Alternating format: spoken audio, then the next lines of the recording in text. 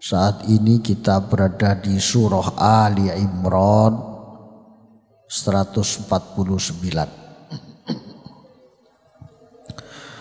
A'udzu billahi minasy syaithanir rajim. Bismillahirrahmanirrahim. Ya ayyuhalladzina amanu in tuti'ul ladzina kafaru yaruddukum ala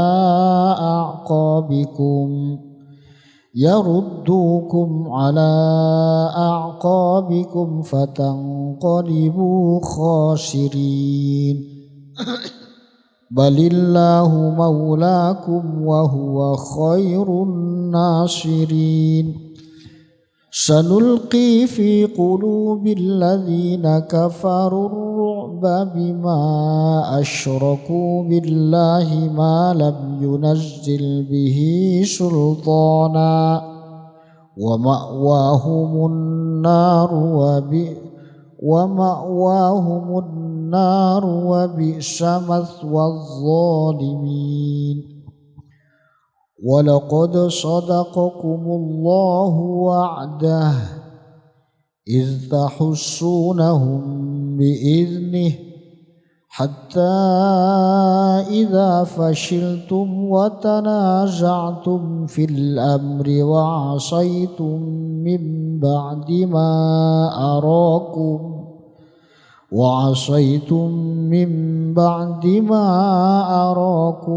ما تحبون منكم من يريد الدنيا ومنكم من يريد الآخرة ثم صرفكم عنهم ليبتليكم ولقد عفا عنكم والله ذو فضل على المؤمنين.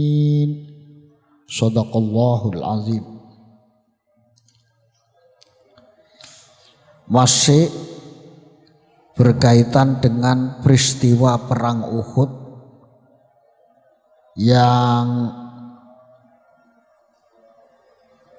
bisa dikatakan umat Islam mengalami kekalahan waktu itu, karena ada kandungan-kandungan hikmah yang akan disampaikan oleh Allah dalam ayat-ayat ini. Ya ayyuhalladzina amanu in tuti'ul ladzina kafaru yaruddukum ala a'qabikum. Dalam peristiwa Uhud itu kan ada kelompok-kelompok munafik yang ada di dalam tentara kita sendiri. Di sini Allah menegaskan, wahai orang-orang beriman, kalau kalian taat kepada orang kafir, maka kalian akan murtad. Fatanqalibu khasirin, dan kalau sudah murtad kembali kepada kufur, maka akan menjadi orang rugi. Jadi waktu itu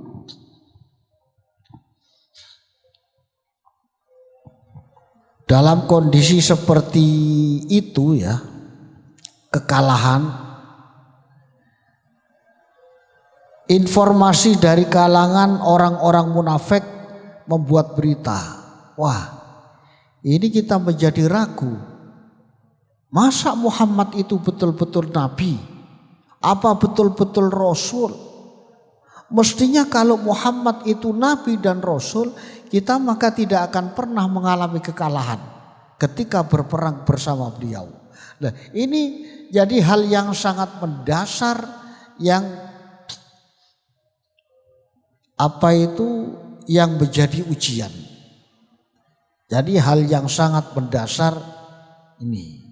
Akhirnya dari situ, banyak, oh iya ya, mestinya kalau Muhammad itu nabi dan rasul, doa aja mustajab, minta apa saja keturutan, tidak mungkin kita sampai seperti ini, babak belur seperti ini.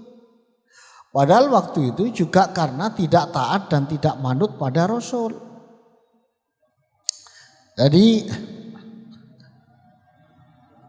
50 pasukan yang ditaruh di Jabal Rumat itu sudah dipesan pada saat orang-orang kafir sudah terpukul kalah, sudah dipesan tetap di posisi masing-masing. Jangan berubah sedikit pun. Ternyata ada 40 orang dari 50 di Jabal Rumat. 40 gretek lari.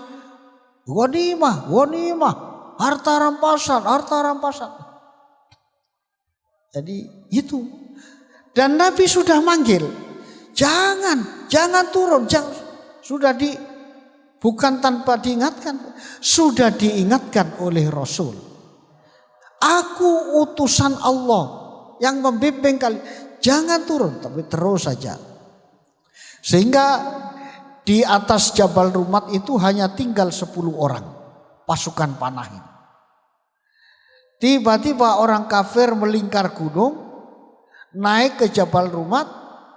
10 orang pasukan panah yang masih tetap tinggal itu dibunuh semua. Maka kemudian ketika umat Islam ada di bawah sedang mengambil harta rampasan, posisi Jabal Rumat dikuasai oleh pemanah-pemanah orang kafir, memanai mereka, hancur sudah itu. Nah, itu semakin membuat ini. Tapi setelah itu Allah masih menegaskan, balillahu maulakum wa huwa khairun nasirin. Tidak, tetap Allah adalah penolong kalian semua, sebaik-baik penolong. Nah, ini ujian keimanan sudah.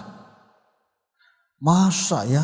Kadang-kadang kita nun sewu ketika sakit, ketika mengalami kesusahan, ya kita sudah berdoa, tetap zikir, wirid, anak gak waras-waras, macam-macam kan.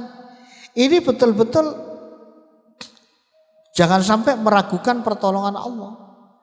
Ini sudah dibikin oleh Allah. Waktu itu umat Islam ya kan, dari yang tersisa itu mesti macam-macam. Ada yang tetap teguh keimanannya, ada yang ragu-ragu, ada yang semakin menipis dan mau balik kepada kekafiran. Maka kemudian sanulqi fi qulubil ladzina kafarur ru'ba bima asyraku billah. Kata Allah, aku, jadi kalau di dalam bahasa Arab itu ada sin, saufa, itu maknanya akan. Ciri-ciri fi'il mudhari' dalam bahasa Arab itu bisa kemasukan sin, saufa. Kalau menggunakan sin berarti akan tapi sudah dekat. Tapi kalau saufa itu akan tapi masih jauh. Misalnya ada pemuda laki-laki ditanya, "Ndak nikah sampean?" "Saufa atazawwad." Saya akan menikah. Tapi kalau pakai saufa masih jauh. Mbosek gurung ketemu. Calon juga duwe, durung lamar, masih jauh lah. Tapi kalau sa'atazawwad, saya akan segera menikah lah itu. Lah di sini Allah menggunakan sin. Sanulqi fi qulubil ladzina kafaru ar-ru'ba. Allah menjanjikan kepada Kanjeng Nabi, aku akan memberikan rasa takut kepada hati orang-orang kafir. Ya kalau Allah yang main kan gampang. Jadi setelah taruhlah mereka mengalami kemenangan di dalam perang Uhud. Tapi setelah itu melihat kondisi umat Islam yang porak-poranda, Allah berjanji, sanulqi fi qulubil ladzina kafaru ar-ru'ba bima asyraku. Tenang Muhammad, aku akan segera menancapkan rasa takut di dalam hati mereka.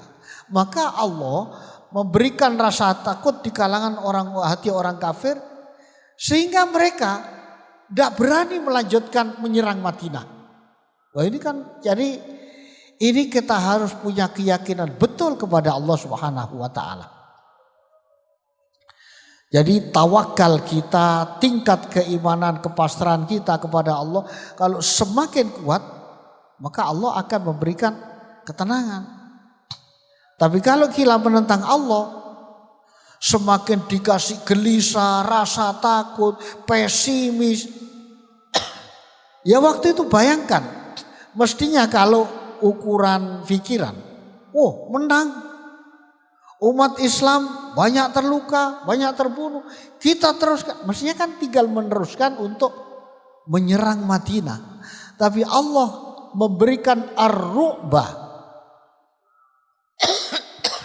Jadi sanaqdhifu fi qulubihim al-khauf wal faza'. Allah memberikan rasa takut kepada orang-orang kafir ke dalam hati sehingga mereka tidak berani menyerang Madinah.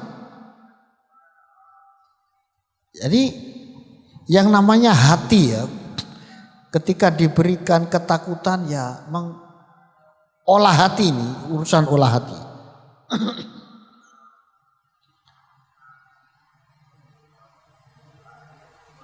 Maka kemudian Allah melanjutkan walaqad sadaqakumullahu wa'dah istahussunahum bi'idnih. Sungguh Allah telah membenarkan janjinya kepada kalian. Kalau toh kalian di antara kalian ada yang terbunuh atau gagal atau berselisih tentang satu hal dan kalian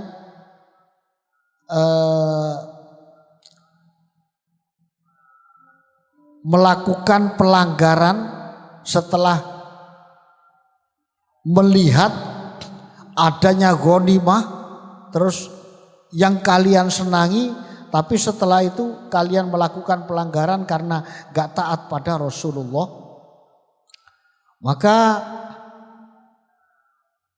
di situ berarti Allah melanjutkan minkum mayyuridud dunya wa minkum mayyuridul akhirah. Ini sekaligus untuk menguji. Minkum di antara kalian man yuridud dunya.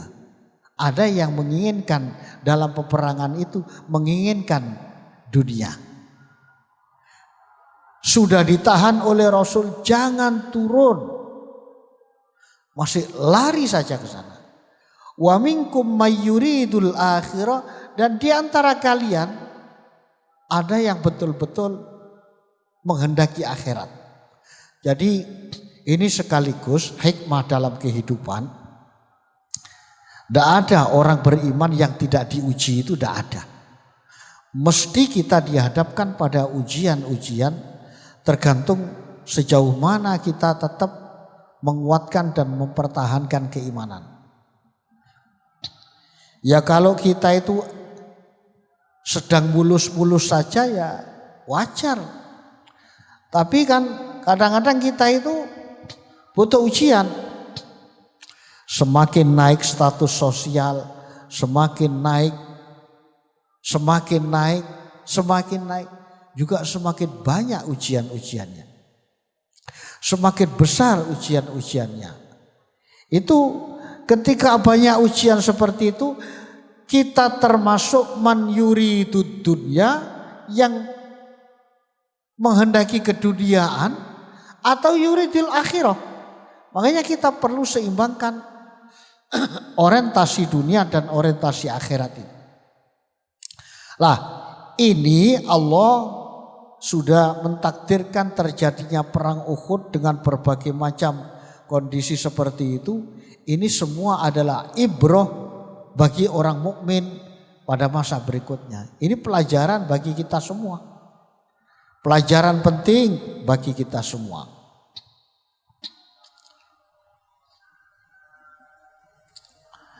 Tapi Allah waktu itu juga jadi summa sarafakum anhum liyabtaliyakum walaqad afa ankum wallahu dzu fadlin alal mu'minin. Jadi Allah memalingkan kalian untuk memberikan ujian kepada kalian, dan sungguh Allah telah memaafkan kalian. Allah Maha memberi anugerah kepada orang-orang mukmin. Jadi sahabat itu kan ibarat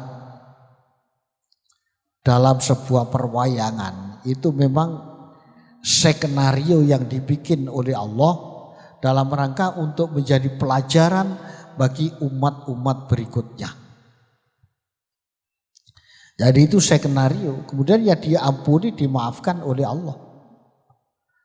Makanya dalam istilah mustalahul hadis, as-sahabah udul, sahabat-sahabat Nabi itu dinilai sebagai orang yang adil. Loh, kan perang, sempat tengkar macam-macam. Itu sudah skenario Allah untuk membuat lakon semacam itu untuk dijadikan pelajaran kepada umat-umat berikutnya.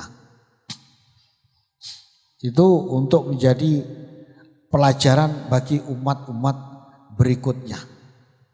Ya kalau kita menilai, makanya di dalam kajian hadis itu ketika ada hadis diriwayatkan oleh sahabat siapapun, maka dianggap sebagai orang yang adil dan harus diterima riwayatnya.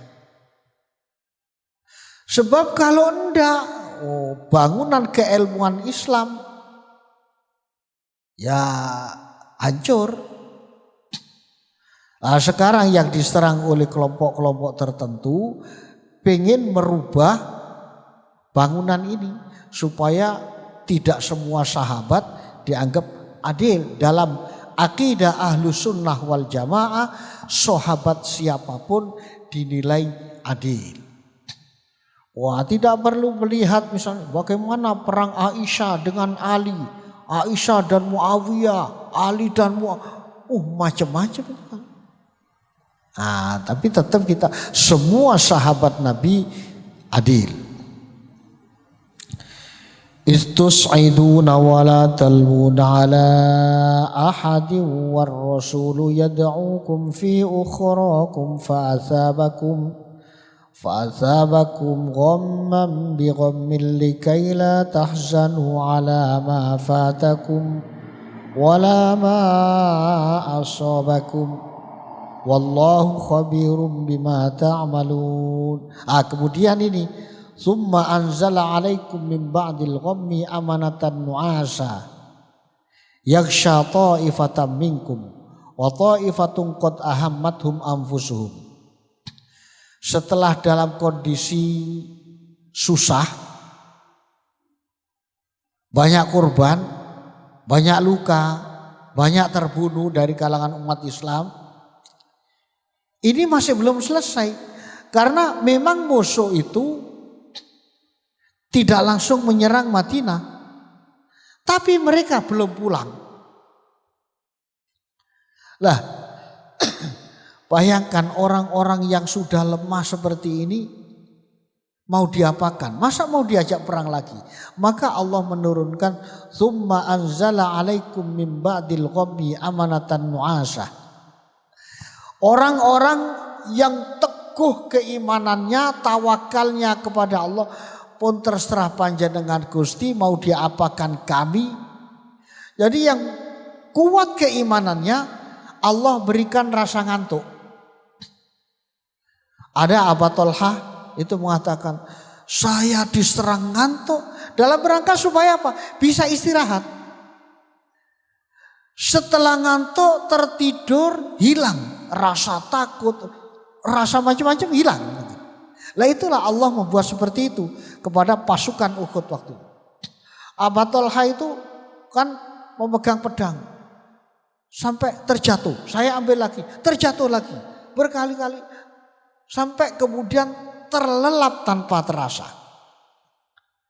Jadi Allah menciptakan kepada para pasukan Uhud di bawah komando Kanjeng Nabi, Bagi mereka-mereka yang kuat imannya, maka dia diberikan ngantuk, tertidur, lelap.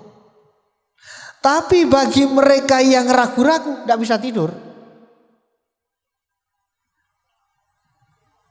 Wa ta'ifatun qad ahammathum anfusuhum yadhunnuna billahi ghairal haqqi dzannal jahiliyah. Nuwun sewu. Orang yang tidak tenang, gelisah terus, mesti gak bisa turu.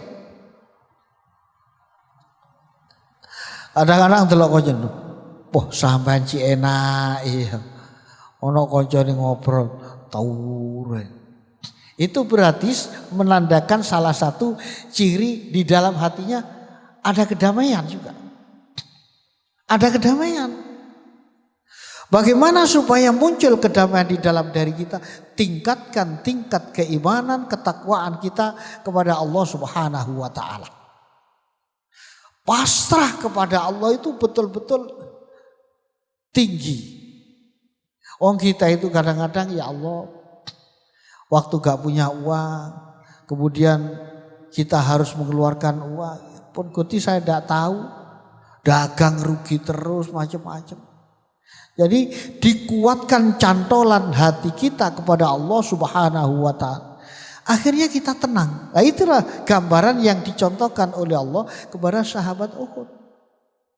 Tapi kalau Allah memberikan di sini wa ta'ifatun qad ahammathum anfusuhum yadhunnuna billahi ghairal haqqi dzannal jaliyah.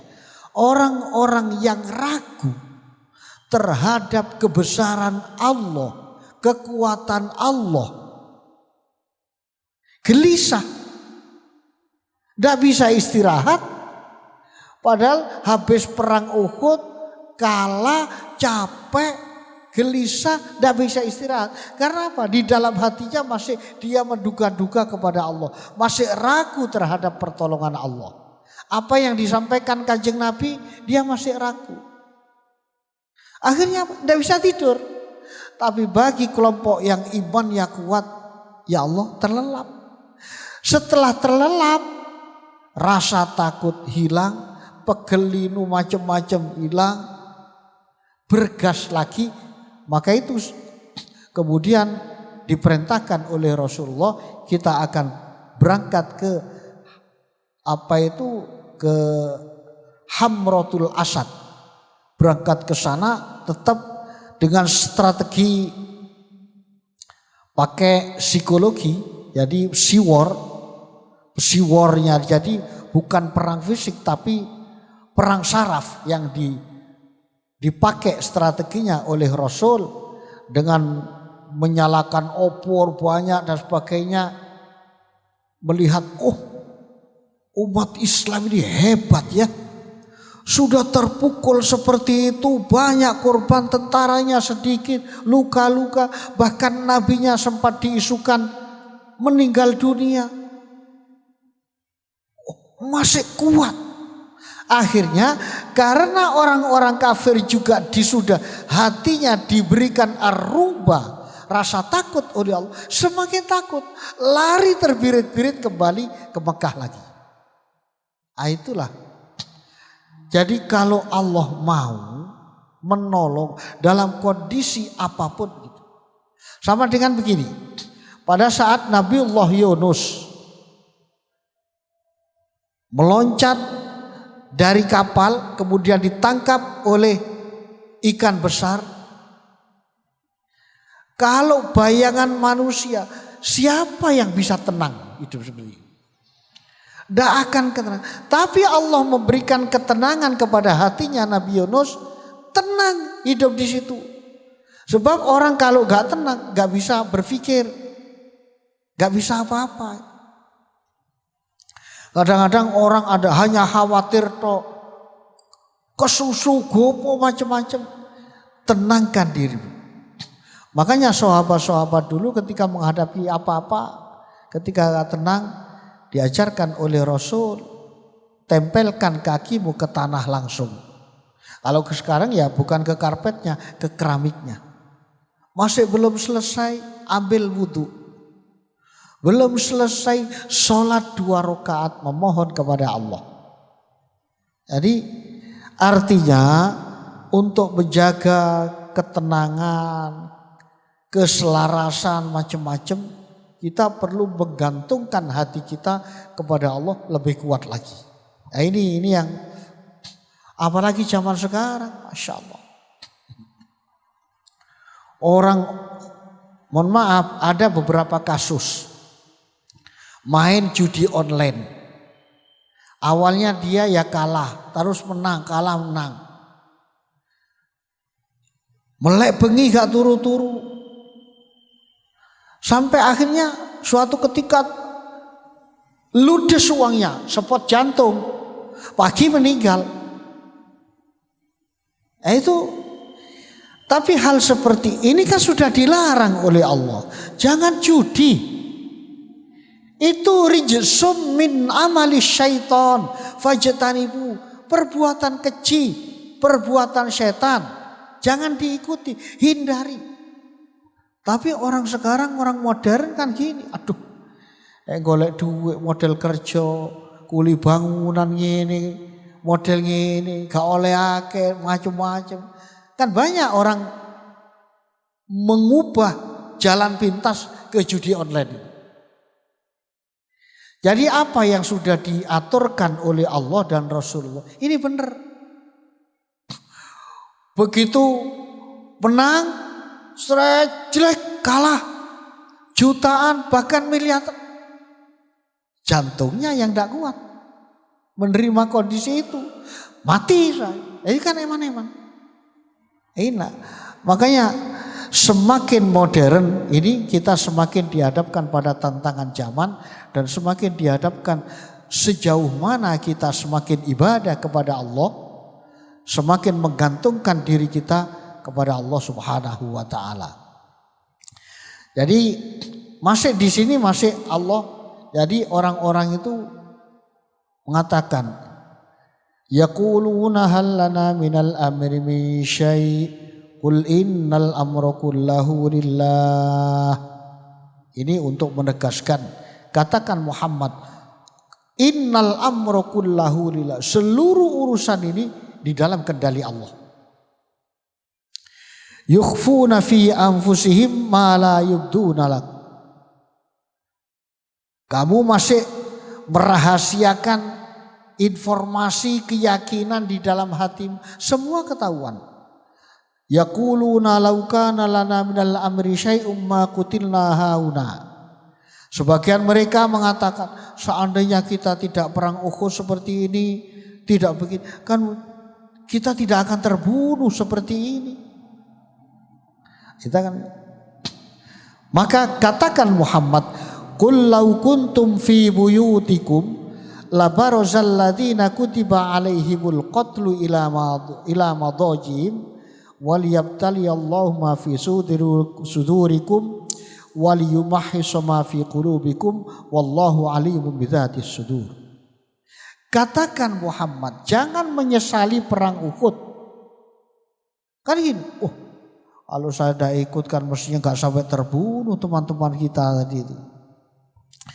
Katakan Muhammad, lau kuntum fi buyutikum, seandainya kalian tidak ikut perang, tapi kalian tidur di rumahmu.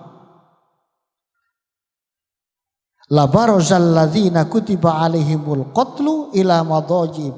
Kalau memang Allah takdirkan kamu mati terbunuh juga. Kematian itu tidak bisa dihindar. Jadi kematian ada di dalam orang, ada yang saya tidak ikut bepergian takut mati. Ya ternyata di rumah pun juga mati, itulah.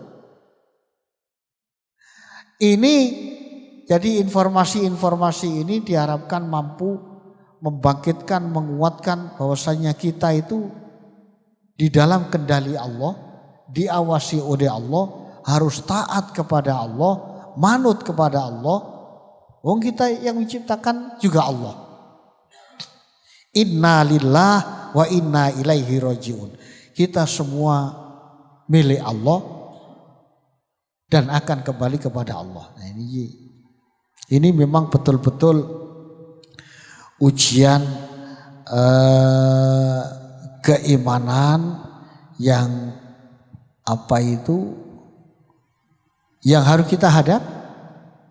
Inilah bahwasannya manusia itu tidak hanya berupa fisiknya dan juga bukan hanya rasional cerdasnya, bukan. Tapi ada hati, ada jiwa, ada spirit. Manusia ciptaan Allah yang paling sempurna dan paling unik. Ini di dalam hati kita itu begitu. Lah keimanan itu bagian yang sangat dalam yang ada di dalam diri manusia. Saya kira ini ya jadi apa yang terjadi di dalam perang Uhud itu kita jadikan pelajaran menghadapi kehidupan agar keimanan dan ketakwaan kita tetap utuh, tetap kita bergantung kepada Allah, tidak membelot ke kiri, ke kanan atau kemanapun, sehingga kita betul-betul pasrah kepada Allah Subhanahu wa Ta'ala. Ini yang bisa kami sampaikan. Mudah-mudahan ada guna dan manfaatnya, dan mudah-mudahan kita selalu mendapatkan ma'unah dan hidayah dari Allah Subhanahu wa Ta'ala, sehingga kita diselamatkan, keluarga kita, anak turun kita diselamatkan oleh Allah dunia sampai di akhirat nanti. Amin amin ya rabbal alamin. Bismillahirrahmanirrahim. Alhamdulillahirabbil alamin. Allahumma shalli wa sallim ala sayyidina Muhammadin wa ala alihi wa sahbihi ajma'in. Allahumma hdina siratal mustaqim, siratal anbiya wal mursalin. Rabbana la tada' lana dzamban illa ghafartah wa la hamman illa farrajtah wa la dainan illa qadaitah wa la aiban illa satartah wa la maradan wa la saqaman illa syafaitah wa la hajatan min hawaijid dunya wal akhirah illa qadaitaha bi rahmatika ya arhamar rahimin. Rabbana atina fid dunya hasanah wa fil akhirati hasanah wa qina adzabannar. Wa sallallahu ala sayyidina Muhammadin wa ala alihi wa sahbihi wasallam. Walhamdulillahirabbil alamin. Al-Fatihah.